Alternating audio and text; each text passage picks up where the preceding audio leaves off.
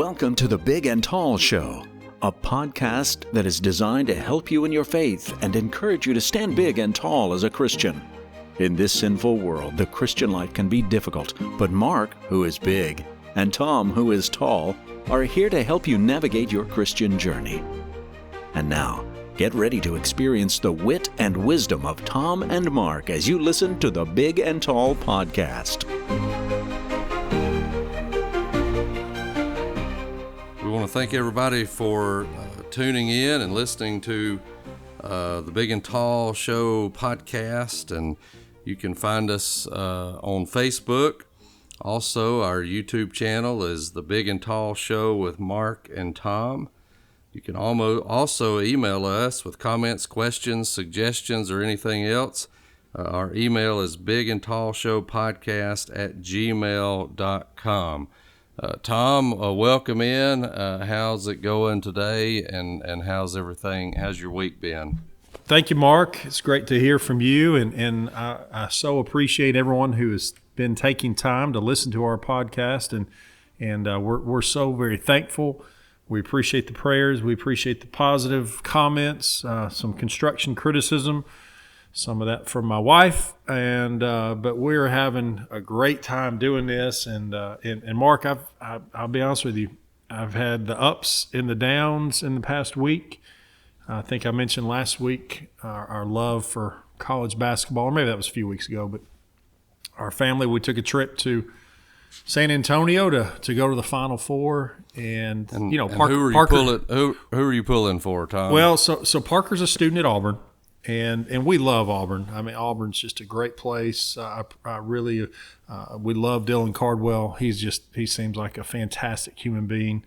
I enjoy watching him play, but there's the but in it. But I have been a Duke fan my entire life, probably since about the 7th grade. So not my entire life, but most of my life. And this started back in the days where Christian Laettner and he hit the shot in '92. I have loved Duke basketball for so long. And so you were hoping for and maybe I'm speaking for you, but I'm just if Parker's at Auburn, you're a Duke fan.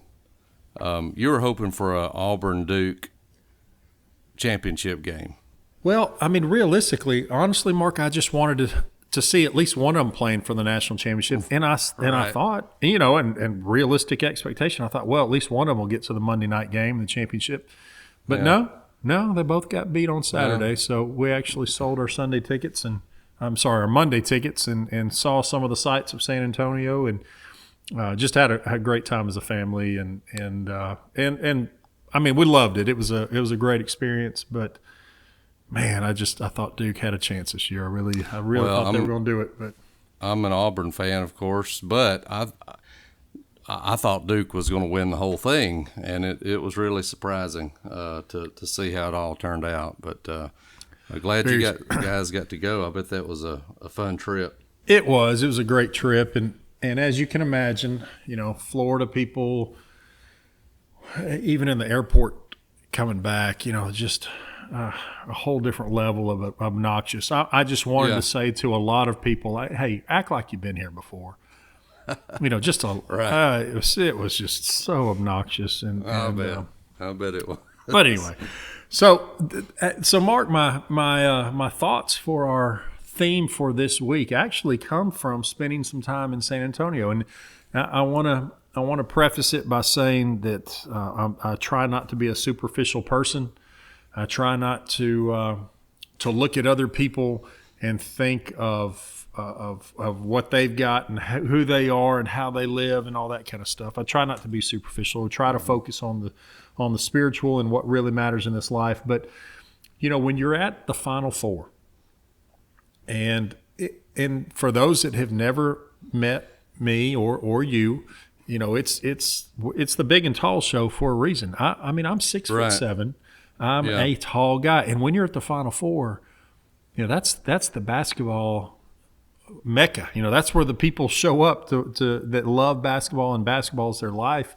Right. And so I was surrounded, Mark, by other enormous human beings, and just they're tall people everywhere. Because when you look in the stands, you've got all kinds of former players at every collegiate level, NBA level. There were so many former players that had played on all four of those teams that came back to watch games, and so I'm sitting there walking around the Alamo Dome, and there are a lot of people my size, and when you do that, it's natural to just start thinking about comparisons. Hey, True. I wonder where he played. I wonder where, wonder what his career was like, and I wonder who that guy is. And I mentioned to you earlier, we actually attended in worship there in San Antonio on Sunday, and one of the elders there at the congregation actually played for the University of Texas and for the San Antonio Spurs, and his name escapes me right now, but really, really big, tall guy. And once again, I'm sitting there thinking, man, I wonder what he was like when he was playing, because he's an older guy now. But that got me to thinking about how easy it is for us to start comparing ourselves. And, that I think in my observation from 49 years of life on this planet, I think that's a fairly natural thing to do. Doesn't mean it's right, but I think it's a fairly natural thing for us to compare ourselves, especially from a superficial, on the surface level, not a spiritual, but maybe on the physical level. Right. And whether it's how we look, our body type, our body shape, our bank accounts, all the things that the world sees with human eyes, it's so easy to compare. And I want to discuss it with you today because, like I said, I think it's natural, but it doesn't mean it's right. And I think if we're going to grow in our faith, we need to be able to handle comparisons and even the temptation to compare ourselves in unhealthy ways. Yeah, you're right, Tom. And I think it starts at a young age that our young people, and I remember growing up, you always, look to your friend, look to your buddies, and you compare, your life and like you said, your body type and your athletic ability, and you could. There's almost nothing, especially as a young person, that you don't look at somebody else and make comparisons with yourself, and you would think, and I guess we do, we mature and we somewhat grow out of that, but we totally never grow out of this of making comparisons with our peers, and it's really not a healthy practice. It's not healthy to do that. And like you said, if we're going to stand big and tall in our faith, we need to be able to control these comparisons and really stop trying to compare ourselves, with other people. Yeah. And going hand in hand with that, of course, is social media. That's all it is a comparison. I can remember back when I was still in education in the school building, and just the comments that people would make, that kids would make about, did you see what so-and-so was posting, or did you see what so-and-so posted or put on their story, and then it becomes, you're talking about it, and it's a comparison, and that's so unhealthy, and it's so unspiritual, and I think we need to address it, and Mark, you did mention as we mature, maybe we don't compare ourselves like we did when we were kids, but we still do compare. But I think there are also healthy comparisons, and there may be ways to help us self-evaluate where we are in life, in our spiritual growth, in our walk of trying to be faithful Christians. I'm not going to name names, but I can tell you there are people that have been in my life that I have looked up to in very significant spiritual ways about how they handle themselves, how they handle it when adversity strikes, how they treat other people. And when you're looking at people in that capacity and you're trying to compare yourself in a very realistic way of, hey, I don't do that as well as they do, and I know they're somebody that I look up to for their spiritual maturity, and maybe I need to start acting like that and acting more like they do. Understanding, though, of course, that they are human and they're not perfect and they're going to make mistakes and they're going to fail me and they're going to fail our Heavenly Father. But still, if we mature in the way that we compare ourselves as a way to self-evaluate, I think that can be actually a good thing. That is, and I think, and I don't know, I guess the right word is comparison. But when we look at other Christians and we try to follow their example, and yeah, I guess we are sort of making a comparison, but we're doing it in a, like you said, a positive way, where we say, I see that they're living this way and that they're talking the right way and they're doing the right things and raising their family or whatever it may be, and we try to to emulate that, to follow in their footsteps. That is a good thing. And so, but there is also the negative side of comparison, and that's what we often do, I guess, is we take that negative side and we look at our peers and we look at the friends that we have and the acquaintances that we have, and we compare our lives with them, and we see, what we think is their happiness and their joy and their physical well-being and their material possessions. And sometimes we say, well, they have all of that and I don't have anything, Right. And you said, right. you mentioned about social media, and that's really, I mean, even as adults, we scroll through social media, whatever it may be, and we see people, especially this time of year, and they're on spring break, and they're taking trips, and they're having a good time with their family, and here we are, sitting on the couch scrolling through Facebook, or at least that's what we think, Right. And so our self-image and our self-esteem and our self-worth continues to go down and down and down, because we think, well, they're out, living the good life, and here I am. But really, that it's not real. I mean, it's not real. They have times, no matter who it is, they may be on vacation, they may be having family time, but they also have times where they're sitting at home, where they're doing nothing, where they're scrolling social media. I came across a quote, and I want to share it with everybody, and I love it because it is so true. And it says this: don't judge your inside by someone else's outside. When I judge the way I feel, the way I think, all the thoughts that go through my mind, and I compare that with what I see in somebody on their outside, I'm always going to lose. I'm always going to fall every time. Yep. I'm always going to fall short, because I'm seeing their best. I'm seeing the good that's in them on the outside, and I know what's sometimes on the inside of me, my thoughts and my worries and my fears and my doubts. When I make that comparison, and really when anybody makes that comparison, we always lose. I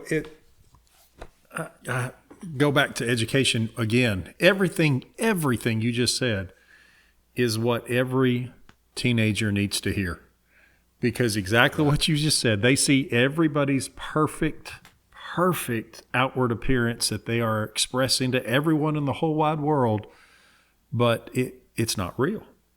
And there's actually, I've seen some things on social media where people are saying, reality versus what Instagram is trying to portray. Right. And it's hilarious because, you're putting up this front of how perfect everything is, but in reality, things just they're not right. They're not perfect. And that's okay. Like that's actual real life, is that things are going to go wrong. You are going to have bad days. You're going to have, your car's going to break down. Your spouse is going to let you down. I'm going to let down my spouse. it's not perfect. And if we go about, and like you said, our self-confidence, our self-worth can go down the toilet, because if we're looking at other people saying, well, I'm just not perfect like they are, that's so unrealistic and unhealthy. We just need to be able to separate reality from what's being portrayed by others. And here's the fact, and I think everybody knows this, but we need to be reminded: the people that we look to and we compare ourselves with, guess what? Their life isn't perfect either. Not even close. Not even close. They have so many doubts and fears and insecurities and bad thoughts, and on we could go, and we look at them and say, boy, they've got it all together. No, they don't. They really don't, because we don't, right? I mean, we don't, and it looks, I guess it appears that we do, that we've got everything just exactly right, and everything always is going our way. But that's just not the case. That's just not the truth. And, I looked up a quote on comparison, and Teddy Roosevelt said this: "Comparison is the thief of joy." Yep. He says, "Don't compare yourself to others. You have no idea what their journey is all about." Yeah.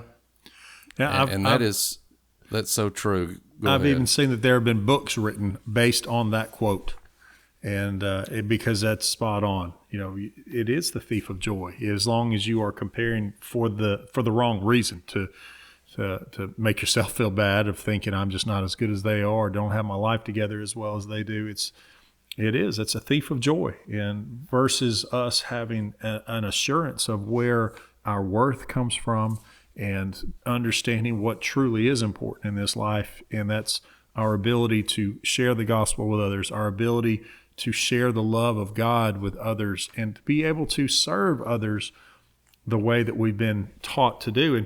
And Mark, that leads me into the scriptural application of this concept of kind of extending what I said a little earlier. There have been people in my life who are very mature Christians who I have looked at them, watched them, how they live their life, and thought to myself, I need to improve in that way. And that is a scriptural thing. You look in Hebrews chapter 6, verses 11 and 12, and we desire that each one of you show the same diligence to the full assurance of hope until the end, that you do not become sluggish, but imitate those who through faith and patience inherit the promises. The writer of Hebrews is telling us here, imitate those people who have been faithful in their lives and have lived a life of patience. Right. You think about Abraham. When did he have his first child? When did he? Well, the child of promise, Isaac. He was an old man, and you think about patience and faith of what's truly important. And along the same mindset, in 1 Corinthians chapter 11, the very first verse, imitate me. This is Paul speaking. Imitate me just as I also imitate Christ. If we're going to imitate anyone, imitate Jesus Christ and how he served others, how he showed others to live by his perfect example. And Paul's even saying, look, imitate me. And he's referencing, not necessarily the bad parts of his earthly, human, fleshly life. He's talking about, how you are to give glory unto God, and how you're to live a life that is devoted unto God. And, that's the comparison we should be making. Like I said earlier, in a healthy way of looking, self-evaluating, and understanding that I do things really well, and there are some things I do terribly, and I've got to improve. I agree. Let me bring in some scriptures as well, Tom. 2 Corinthians 13 and verse 5. Examine yourselves as to whether you are in the faith. Test yourselves. The only person that I need to have a comparison with is myself. I need to examine myself, to test myself, and to stop looking at other people and pointing out either the things that are good or the things that are bad in their lives. And I need to look inward. and I need to test myself and make sure that I'm in the faith, because really that's the only one that I have control over.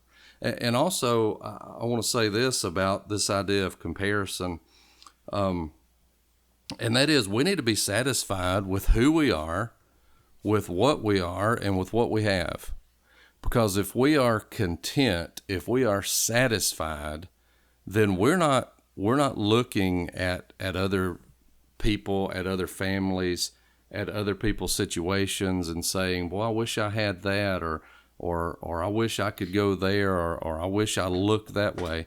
We need to be content with who we are, with what we are, and what we have. Now, this doesn't mean that we can't try to do more, to be more, to attain more, but it does mean that we need to be content. Paul said in Philippians 4, "Not that I speak in regard to need, for I have learned in whatever state I am to be content," he says. Hebrews 13 and verse 5, "Let your conduct be without covetousness, but be content with such things as you have."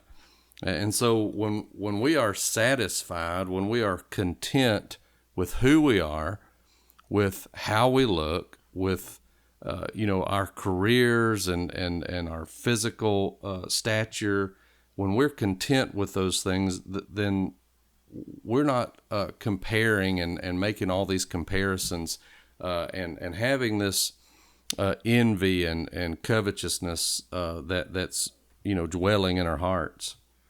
If we are content, and if we are stepping away from the habit of comparison, then we're able to better focus on what truly is important in life. The scriptural things that we've mentioned time and time again, having faith, having an obedient, working faith, and having the ability to have enough confidence in that faith of what God has done for us to be able to share that with other people who need to know of the love of God and of the saving power of the gospel.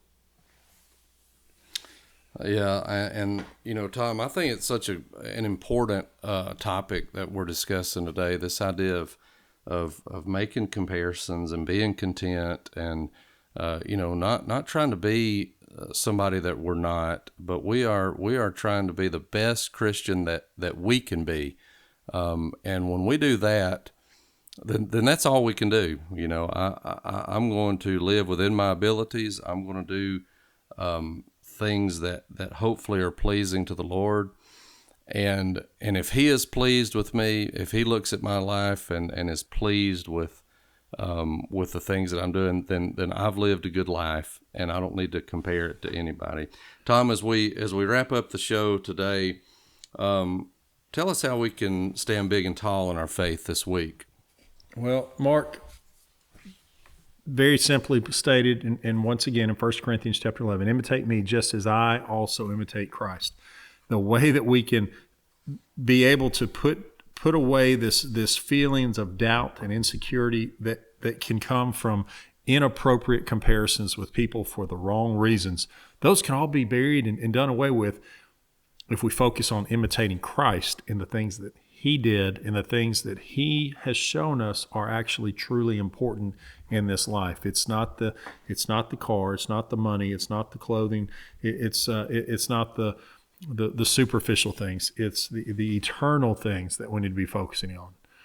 And we'll do nothing but grow in our faith if we have that mindset. Mark, how about you?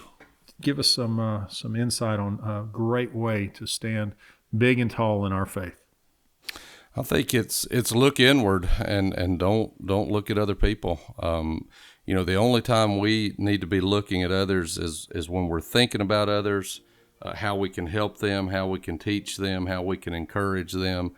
But we need to focus inward on ourselves and make sure that we're testing ourselves, examining ourselves to make sure that we're in the faith, to make sure that we're walking in the footsteps of Jesus, that we are comparing our lives only to Him. And when we do that, we will be happier. We will have more joy. We will not be envious. We will not, be covetous of others and what they have, but rather we'll be content with our lives.